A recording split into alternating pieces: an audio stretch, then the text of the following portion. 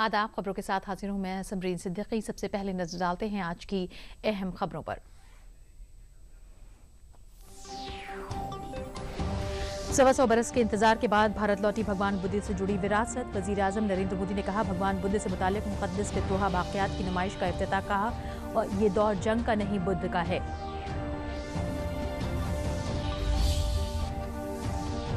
मरकजी वजीर रेल अश्विनी वैष्णव ने नई दिल्ली में वंदे भारत स्लीपर ट्रेन का किया मुआयना। कहा, रेलवे को ट्रांसफॉर्म करने के अज़म में वंदे भारत स्लीपर ट्रेन का एक नई कोशिश। पौष पूर्णिमा के स्नान के साथ शुरू हुआ माघ मेला। संगम साहिल पर उमड़ा अकीदतमंदों का हुजूम। दोपहर 12 बजे तक तकरीबन 15,30,000 लोगों ने संगम में लगाई आस्था की डुबकी। और अमेरिका ने वेनेजुएला की राजधानी समेत कई शहरों पर किया हमला। अमेरिकी सदर ने सोशल मीडिया पर जानकारी दी।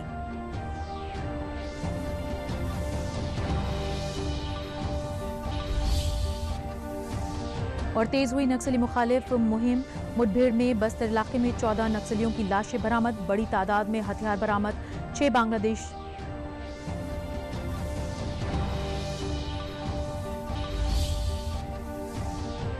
और बांग्लादेश के तेज गेंदबाज मुस्तफिजुर रहमान अब आईपीएल में 2026 में नहीं खेल पाएंगे। बीसीसीआई ने कोलकाता नाइट राइडर्स को अपने स्क्वाड से बांग्लादेशी खिलाड़ी मुस्तफिजुर रहमान को रिलीज करने का दिया हुक्म। और अब खबरें तफसील से। वजीर आजम नरेंद्र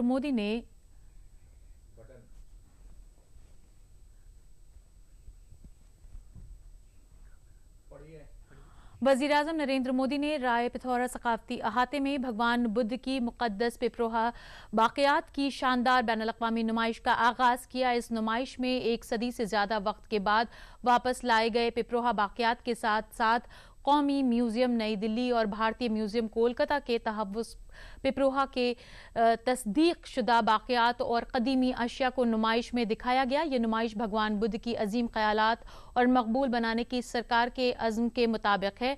ये मुल्क के नौजवानों और इसकी खुशहाल सकाफत के दरमियान ताल्लुक़ बढ़ाने की भी एक कोशिश है। इस दौरान वज़ीर आज़म ने कहा कि भारत के लिए भगवान बुद्ध की मुक़द्दस बाक़ियात हमारे आराध्य का और हमारे तहजीब का ही एक अहम हिस्सा है।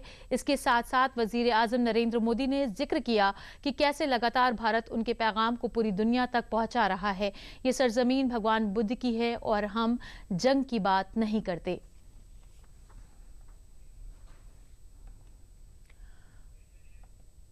वज़ीर आज़म नरेंद्र मोदी ने कहा कि साल 2026 का पहला प्रोग्राम भगवान बुद्ध के चरणों से शुरू होना मेरी खुशकिस्मती है। उन्होंने कहा कि ये तवील इंतजार के बाद मुल्क की विरासत लौट आई है और इसकी मुकद्दस विरासत घर वापस आ गई है। भगवान बुद्ध के मुकद्दस रिलैक्स का भारत से बाहर जाना और लौटकर फिर भारत आना, ये दोनों ही मरहले अपने आप में बहुत बड़ा सबक हैं। मेरे लिए भी सौभाग्य है कि 2026 का मेरा ये पहला सार्वजनिक कार्यक्रम है जो भगवान बुद्ध के चरणों से शुरू हो रहा है। मेरी कामना है भगवान बुद्ध के आशीर्वाद से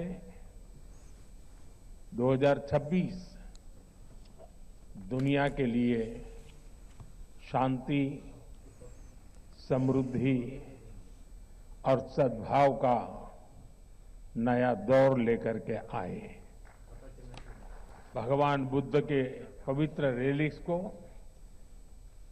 अपने बीच पाकर हम सभी धन्य हैं।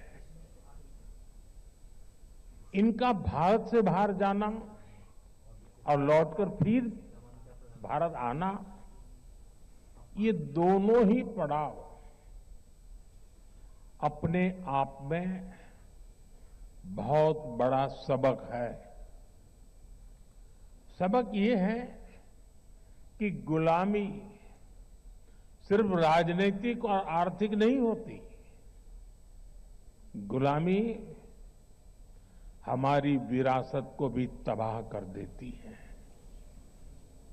भगवान बुद्ध के पवित्र रेलिक्स के साथ भी यही हुआ। गुलामी के कालखंड में इन्हें भारत से छीना गया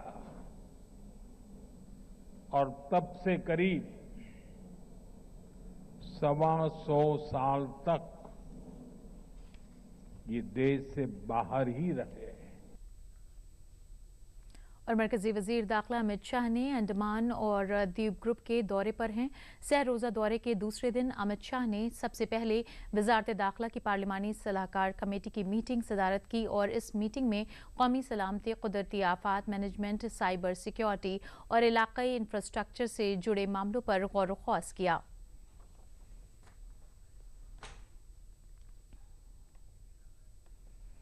बरेली के फरीदपुर से बीजेपी के रुकन असेंबली डॉक्टर श्याम बिहारी लाल के अचानक इंतकाल से पूरी रियासत और पार्टी में शोक की लहर है। इस दुख की घड़ी में वजीर आला योगी आदित्यनाथ बरेली पहुंचे और आंजहानी रुकन असेंबली को जज्बाते खराजे अकीदत पेश किया। वजीर आला योगी आदित्यनाथ ने डॉक्टर श्याम बिहारी लाल की जज्दे खाकी पर गुलहाए अकीदत पेश करके उन्हें नमन किया। उन्होंने रुकन असेंबली की अहलिया, बेटियों और बेटों को तसल्ली दी और हर मुमकिन मदद की भरोसा दिलाया।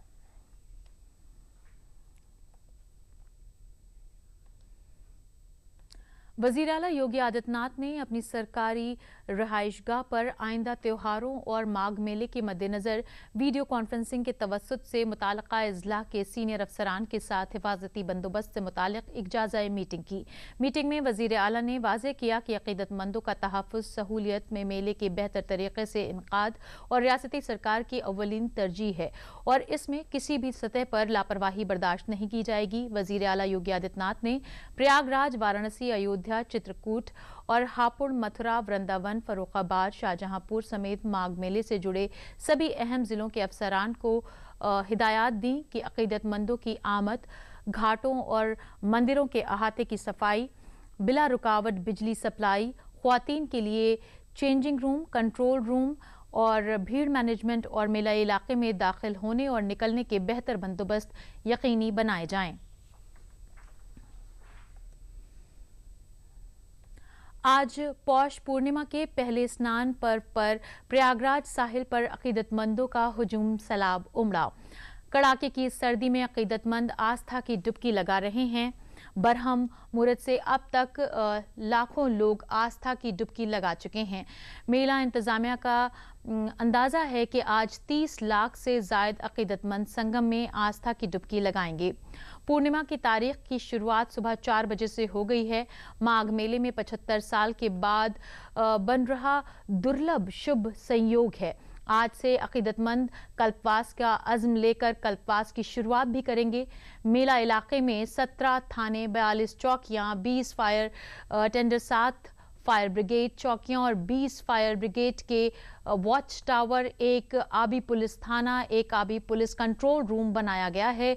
सीसीटीवी कैमरों और एआई से लैस 400 कैमरों से drone management, crowd density analysis और इंसिडेंट रिपोर्ट की जा रही है। माघ मेले में 3800 ट्रांसपोर्ट कॉरपोरेशन की बसें लगाई गई हैं। 14 जनवरी को मकर संक्रांति, 18 को मौनी अमावस्या, 30 जनवरी को बसंत पंचमी, 1 फरवरी को माघी पूर्णिमा और 15 फरवरी को महाशिवरात्रि के साथ स्नान पर्व की साथ मेले का इख्तिताम होगा। सारे सेक्टर्स में हमारे श्रद्धालुगण स्नान कर रहे हैं और सेक्टर जोनल स्कीम में जैसे हम लोगों ने बांटा था उसी तरह से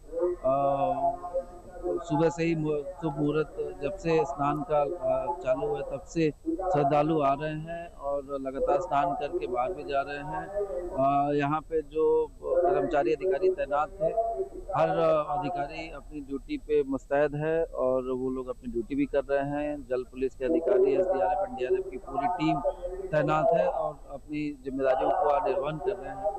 हम सब लखनऊ से आए हुए हैं। व्यवस्था इधर की बहुत अच्छी है। सबने बहुत अच्छे से स्नान वगैरह कर लिया है। हम सब कल शाम में इधर आ गए थे, नहीं रात में आए थे 12 बजे। का तो विशेष महत्व है। आज का विशेष महत्व इसलिए है क्योंकि आज पौष मास की पूर्णिमा है। पौष मास की पूर्णिमा से माघ मेले का आगाज होता है। माघ मेला 2026 प्रारंभ होता है। जैसा कि हम लोगों ने पीछे 2025 में महाकुंभ देखा था, उसी के समकक्ष बृहस्पति की अतिचारी गति के कारण ये एक बहुत दुर्लभ योग बना है। आज के दिन से 1 महीने का कठिन व्रत, जिसको कल्पवास कहा जाता है, उसको धारण किया जाता है। माघी पूर्णिमा तक कल्पवास का व्रत धारण किया जाता है और यहाँ पर शरीर का कायाकल्प होता है। मेरे को स्नान करके बहुत अच्छा लगा।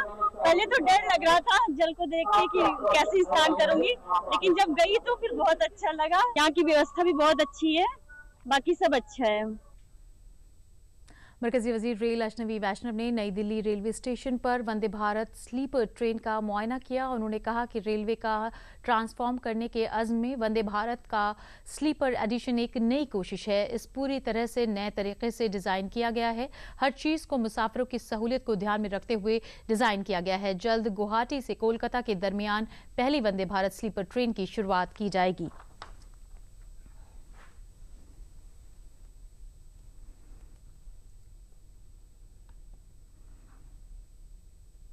माननीय प्रधानमंत्री श्री नरेंद्र मोदी जी का रेलवे को ट्रांसफॉर्म करने का और यात्रियों को नई सुविधाएं देने का जो संकल्प है, उसी में एक नया प्रयास है वंदे भारत का स्लीपर वर्जन।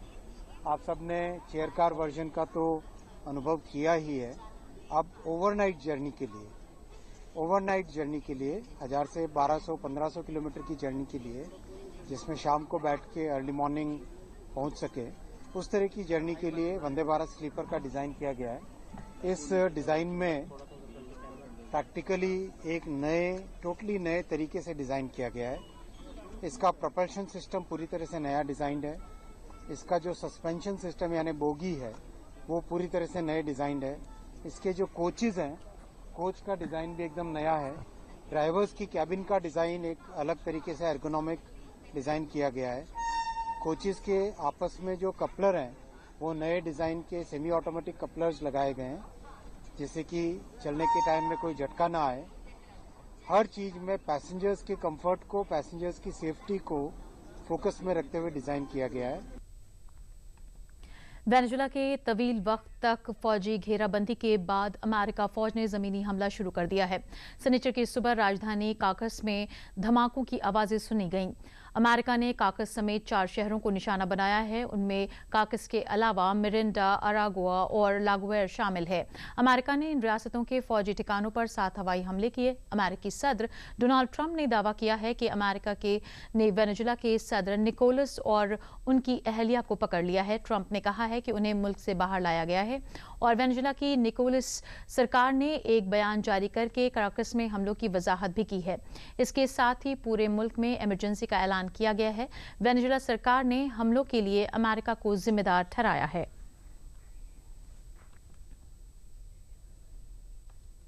मरकजी वजीर मुमलिकत BL वर्मा ने ताज नगरी आगरा में बीजेपी अहदेदारान और कारकुनान से मुलाकात करके मुख्तलिफ मौज़ूआत पर तबादला ख्याल किया। इस दौरान मरकजी वजीर मुमलिकत BL वर्मा ने सहाफ़ियों से बातचीत करते हुए बांग्लादेश में हो रहे हिंदुओं के कत्ल पर तशवीश जाहिर की। उन्होंने कहा कि भारत सरकार इस पर पूरी तरह से नजर बनाए हुए है और जो भी कार्रवाई करनी है वो करेगी। उन्होंने कहा कि बांग्लादेश में हिंदुओं के कत्ल किए जाने पर भारत में जो गुस्सा जाहिर किया जा रहा है, वो सिर्फ हिंदू तंजीम के लोग ही जाहिर कर रहे हैं।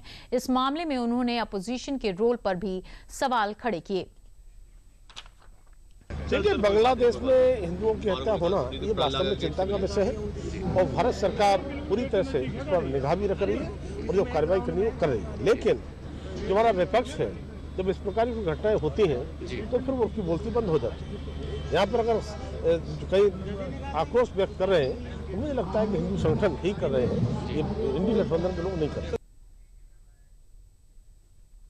मरकजी वजीर दाखिला अमित शाह ने मार्च 2026 तक मुल्क को नक्सलिज्म को पूरी तरह से खत्म करने का हलफ लिया है, जिसे हिफाजती फोर्स पूरा करने में लगी हुई हैं। इस सिलसिले में बीजापुर और सुकमा जिले में हिफाजती दस्तों और माओनवीजों के दरमियान तसादुम जारी है। अब तक मुठभेड़ वाली जगहों से तकरीबन 14 नक्सलियों की लाशें बरामद की गई हैं, जिनमें बीजापुर जिले से 2 और सुकमा से 12 लाशें अभी तक बरामद की जा चुकी हैं। इन दिनों इजलाह में मुसलसल हिफाजती फोर्स का एक्शन यहाँ देखने को मिल रहा है। उन्होंने मुसल्लह माओनवीजों के पुख्ता इत्तला मिलने पर यहाँ पूरी कार्रवाई की है। अगर बात की जाए हथियारों की तो बड़ी तादाद में जो हथियार यहाँ पर मिले हैं वो हैं AK-47, राइफल्स और SLR राइफल यहां पर बरामद किए गए हैं। आज दिनांक 3 जनवरी को जिला बीजापुर एवं जिला सुकमा में माओवादियों की उपस्थिति का सूचना के आधार पर सुरक्षा बल अभियान के लिए रवाना हुई। अभियान के दौरान प्रातः 5 बजे से लेकर अनेक बार सुरक्षा बल या माओवादियों के बीच में मुठभेड़ हुई। मुठभेड़ के उपरांत इलाके का सर्चिंग में जिला बीजापुर के मुठभेड़ सेल से 2 माओवादियों का डेड बॉडी तथा जिला सुकमा के मुठभेड़ सेल से टोटल 12 माओवादियों का डेड बॉडी, इस प्रकार कुल 14 माओवादी का डेड बॉडी आज की मुठभेड़ में सुरक्षा बल द्वारा TRG टीम द्वारा बरामद की गई है। अभी आसपास इलाके में लगातार सर्चिंग जारी है। मुठभेड़ सेल से AK-47 इंसास SLR जैसा ग्रेडेड वेपन्स भी काफ़ी बड़ी संख्या में बरामद हुई। आसपास इलाके में भी DRG टीम से अन्य जो सुरक्षा बल द्वारा सर्चिंग लगातार जारी रखा। सर्चिंग के उपरांत और अन्य विस्तार से जानकारी शेयर की जाएगी। लेकिन ये प्राथमिक जानकारी से ये भी हमारे पास खबर मिल रहा है सुकमा के मुठभेड़ में 2 ऐसा माओवादी कैडर जो 12 में से है DVCM मंगरू है और एक अन्य माओवादी कैडर हितेश, दोनों विगत दिनों में सुकमा के एडिशनल SP आकाश राव गिरिपुंजे साहब की शहादत की घटना में उनका भी भूमिका रहा। आजमगढ़ जिले के जैनपुर थाना इलाके में पुलिस ने बैनुल रियासती ATM फ्रॉड ग्रुप पर पर्दाफाश करते हुए 2 मेंबरान को गिरफ्तार किया है। ATM कार्ड बदलकर खाता होल्डर्स से लाखों रुपए की ठगी करने वाले इस ग्रुप के पास से तमंचे, नकदी, 25 ATM कार्ड और फर्जी नंबर प्लेट लगी कार बरामद हुई है। पुलिस के मुताबिक गिरोह बिहार और महाराष्ट्र समेत के कई रियासतों में वारदात को अंजाम देता था। गाड़ी चेकिंग के दौरान मुखबिर की इत्तला पर कार्रवाई करते हुए 2 मुलजिम दीपक झा और सौरभ चौधरी को गिरफ्तार किया गया है।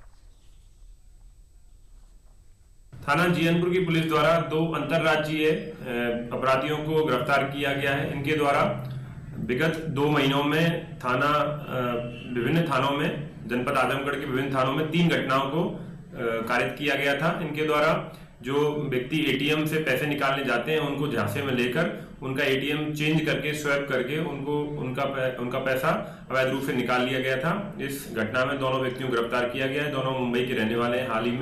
हाल बताया इनका मुंबई है। इनके पास से 25 ATM कार्ड जो इनके द्वारा विभिन्न लोगों से झांसा देकर चेंज किए गए थे उनको बरामद किया गया है। I-10 कार इनसे बरामद हुई है और 45,000 रुपये नगद पैसा इनसे बरामद हुआ है।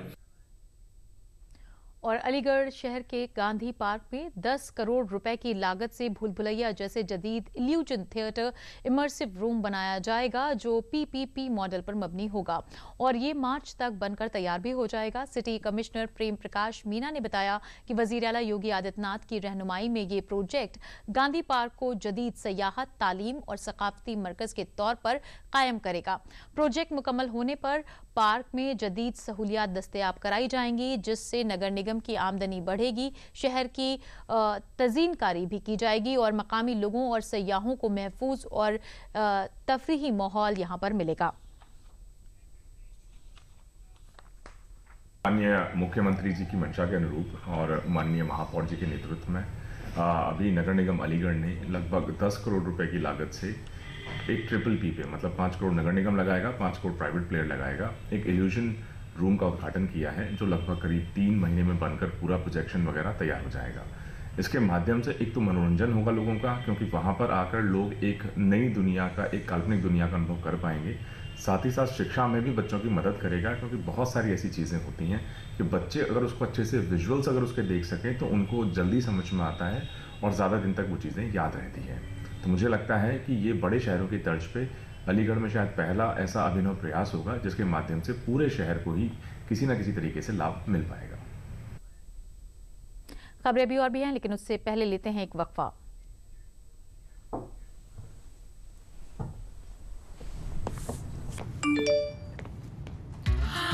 $10 लाख की लॉटरी मुझे, वाओ! फर्जी ऑफर्स से सावधान। RBI कहता है जानकार बनिए, सतर्क रहिए। बढ़ते हैं अपनी अगली खबर की तरफ। अमेठी जिले की रहने वाली संगीता देवी दीगर ख्वातीन के लिए तरगीब का बायस बन चुकी हैं। अमेठी में संगीता ने प्रतापगढ़ के आंवले से नए नए प्रोडक्ट्स तैयार करके मुख्तलिफ तरीके से सामान यहाँ पर ये बना रही हैं और अमेठी तहसील के लाइन टोल की रहने वाली संगीता देवी ने फूड प्रोसेसिंग में कई तरह के बड़े अचीवमेंट्स तलाश किए हैं, बहुत कोशिशें की हैं, लेकिन इसके बावजूद भी थोड़ी बहुत नाकामी रही। उन्होंने सरकार की स्कीम का फ़ायदा उठाकर आज एक बहुत बड़ा कारोबार खड़ा कर दिया है, जहां खुद हर महीने लाखों रुपए कमाने के साथ ही 10 से ज़ायद ख्वातीन को रोज़गार दे रही हैं। पड़ोसी ज़िले प्रतापगढ़ के कच्चा आंवला लाकर वो अपने ग्रुप में आंवले के लड्डू, मुरब्बा, सेब का मुरब्बा और तमाम तरह की अशिया से के साथ वो काम कर रही हैं। सरकार से हमारी जब समूह में हम लोग जुड़े तो हम लोग को पहले 15,000 RFI आया, फिर उसके बाद वो हम लोग को 1,10,000 रुपए अलग से मदद हुई। हमने अपना CC भी करवाए हैं 3 लाख का। उसके जरिए से हम अपना काम, व्यवसाय, रॉ मटेरियल, कच्चा माल वगैरह लाना, महिलाओं को भी काम बताना और साथ में पैकेजिंग वगैरह सारी समस्या का समाधान उसी माध्यम से हुआ। आंवले का अचार, मुरब्बा, लड्डू, बर्फी, आंवले की कैंडी, आंवले की चटपटी कैंडी, जूस, आंवला चूरन, त्रिफला चूरन, ये सब आंवले का है। उसके साथ साथ में हम अदरक की कैंडी बनाए हुए हैं, अलसी का सटोरा बनाए हुए हैं, तिल का लड्डू बनाए हुए हैं, यहाँ तक हल्दी का अचार, आम का अचार, नींबू का अचार, कटहल का अचार, सूरन का अचार, मिक्स अचार, अदरक लहसुन मिर्ची का अचार, भरवा लाल मिर्ची का अचार, मिर्ची का अचार, ये सारे अचार हम अपने यहाँ से बनाते हैं। इसमें आमदनी तो मतलब लगाते तो हैं, जो उससे ज्यादा हमको आमदनी हो जाती है और साथ में इस महीने भर में लगभग 70-80 हजार रुपए हम लोग कमा लेते हैं। यहाँ पे हम पैकिंग का काम करते हैं, देखभाल भी करते हैं, कैसे क्या हो रहा है कैसे नहीं है। इसमें मतलब समूह की सचिव हैं हम, तो सब देखते हैं कैसे क्या हो रहा है कैसे नहीं हो रहा है, और काम भी करवाते हैं। जी, हम यहाँ पे पैकिंग करते हैं, सीलिंग करते हैं, इसकी मतलब अच्छे से डेकोरेशन करते हैं ताकि ये अच्छा दिखे, लोग को पसंद आए, इसकी वजह से पैकिंग करते हैं। हमको पैकिंग करना भी अच्छा लगता है।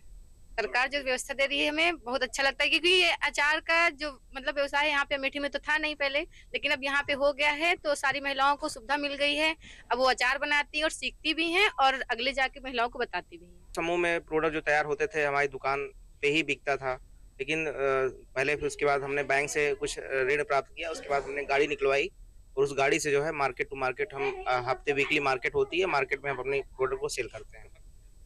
आसपास के जैसे 20 से 25 किलोमीटर 30 किलोमीटर से गौरीन हो गया, मुसाईखाना हो गया, अलीगंज बाजार हो गई और आपका रामनगर बाजार हो गई, तमाम आसपास मार्केट होती है, उसमें हम मार्केट में सेल करते हैं प्रोडक्ट।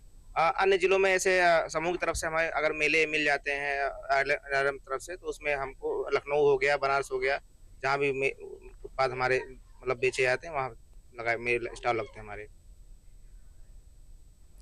महोबा जिले में ग्राम पंचायतों को खुद कफील और मुस्तहकम बनाने के मकसद से शुरू की गई अमृत सरोवर योजना अब जिले के लिए नेमत साबित हो रही है।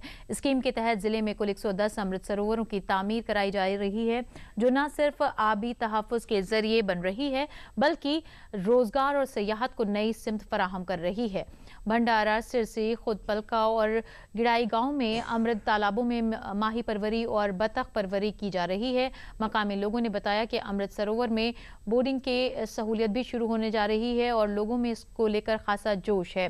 दूर दराज से सयाह यहां पहुंच रहे हैं, जिससे चाय नाश्ते, नाव चलाने और दीगर छोटे छोटे कारोबारों को भी फरोग मिल रहा है।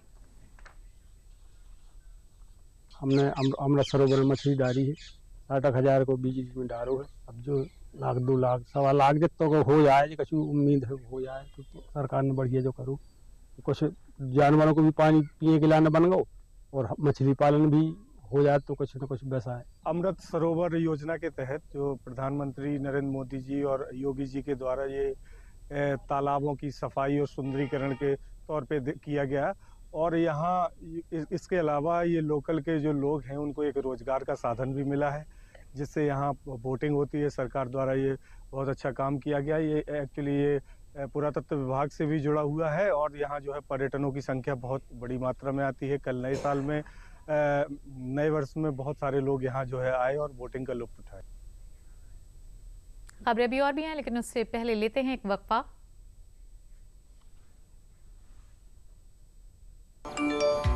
कम ब्याज पे लोन चाहिए, वो भी ऐप से। वाह, अनजान ऐप से बचें। RBI कहता है जानकार बनिए, सतर्क रहिए।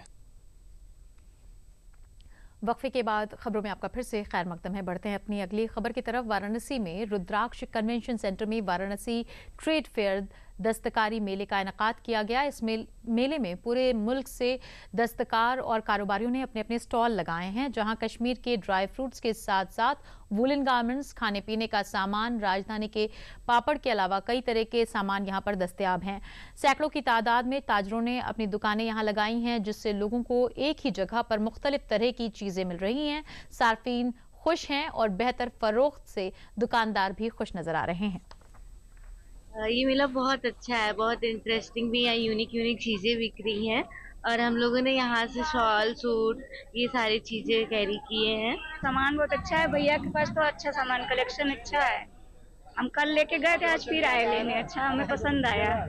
हमारी दुकान में कश्मीर के ड्राई फ्रूट मिलेगा, बरीज मिलेगा, सीड्स मिलेगा और वो भी फ्रेश क्वालिटी का मिलेगा। कोई कोल्ड का नहीं रहता है, बिल्कुल जो पेड़ से उतरा है वही, इसी साल का जो फसल रहता है वही बिल्कुल ताज़ा और फ्रेश क्वालिटी।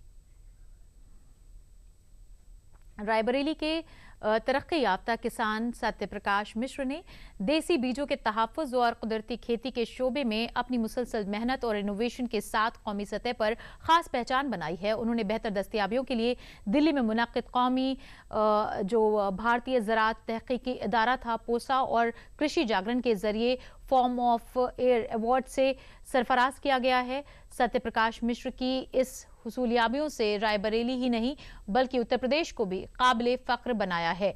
दूरदर्शन से बातचीत करते हुए उन्होंने कहा कि किसान को खुशहाल और खुद कफील बनाने के लिए इसे बाजार पर इन्हिसार को कम करना होगा और खाद, बीज, केमिकल इन सभी के लिए बाजार से दूरी बनाकर किसानों को खुद इन्हिसार बनना पड़ेगा। हमारे देसी बीजों में इतनी सलाहियत होती है कि उन पर कोई भी बीमारी असर नहीं करती। इससे खेती की लागत कम हो जाती है। फार्मर ऑफ द ईयर का अवार्ड कृषि जागरण और ICAR के जॉइंट में मिला है और अब कोई पुरस्कार मिलता है तो अच्छा तो लगता है, लेकिन अच्छा लगने के साथ साथ कुछ जिम्मेदारियां भी महसूस होती हैं कि जिन कार्यों को लेकर के हमको सम्मानित किया गया है उन कार्यों को हम नीचे के सभी किसानों तक पहुंचाने का प्रयास कर रहे हैं। और किसानों को संदेश देने के लिए तो हम एक ही संदेश देना चाहेंगे। हमारे माननीय प्रधानमंत्री जी लगातार संदेश दे रहे हैं कि आत्मनिर्भर राष्ट्र होना चाहिए, तो यहाँ हम ये कहना चाहते हैं कि बिना आत्मनिर्भर किसान के आत्मनिर्भर राष्ट्र की परिकल्पना नहीं की जा सकती है। और किसान के आत्मनिर्भर होने का जो तरीका है वो यही है कि वो अपनी बाज़ार पर निर्भरता पूरी तरह से ख़त्म करने का प्रयास करे। खाद, बीज, खेती के और भी जो उसके अपने संसाधन हैं उनको अपने लेवल पर करे, जैसा हम करते हैं। प्राकृतिक खेती करते हैं बिना किसी रसायन के, देसी बीजों का इस्तेमाल करते हैं अपने खेत में। पुनः वही बीज, देसी बीजों की खासियत है कि लगातार वही बीज आपके काम आते रहते हैं, अपने आप में मजबूत हैं, इनमें रोगों का, कीटों का आक्रमण नहीं होता है, इसलिए किसान के खर्च बचते हैं। आजमगढ़ में अद्वियात महकमे ने ज़वाब्त के खिलाफ वर्जी करने वाली मेडिकल स्टोरों के खिलाफ सख्त कार्रवाई की है। कोडीन और दीगर अद्वियात की खरीद फरोख्त में संगीन खामियां पाए जाने पर ड्रग्स इंस्पेक्टर आजमगढ़ सीमा वर्मा ने मामले में की बुनियाद पर अद्विया फरोख्त करने वाले कई लोगों का लाइसेंस जो है वो मनसूख किया है। रिकॉर्ड रखने और अद्वियात की फरोख्त और ज़वाब्त की तामील पर ज़ाब्तगियों सामने आई हैं, जिसके तहत आजमगढ़ ज़िले के 8 मेडिकल स्टोर डिवीज़न के 13 मेडिकल स्टोरों के खिलाफ कार्रवाई की गई है। ये कोडिन पे जो कार्रवाई की जा रही है, सैली ट्रेडर्स रांची से जो सप्लाई की गई थी यहाँ न्यू फैंसीटेल कप सिरप की, उसके क्रय विक्रय के सत्यापित हेतु यहाँ लगातार कार्रवाई की गई, जिसमें से जो मंडल के अंतर्गत टोटल 13 फर्में इसमें पाई गई लिप्त, उसमें से टोटल 8 लाइसेंस हमारे द्वारा निरस्त कर दिए गए, 1 लाइसेंस सस्पेंड कर दिया गया है तथा AS फार्मा बनगाम के विरुद्ध FIR औषधि निरीक्षक की तरफ से करा दी गई है। आजमगढ़ में 5 लाइसेंस कैंसिल किए गए हैं और 1 लाइसेंस सस्पेंड किया गया है और बलिया में ऐसे 3 लाइसेंस निरस्त किए गए हैं। और इसी के साथ खबरें खत्म हुई। इजाजत दीजिए, शब बखैर।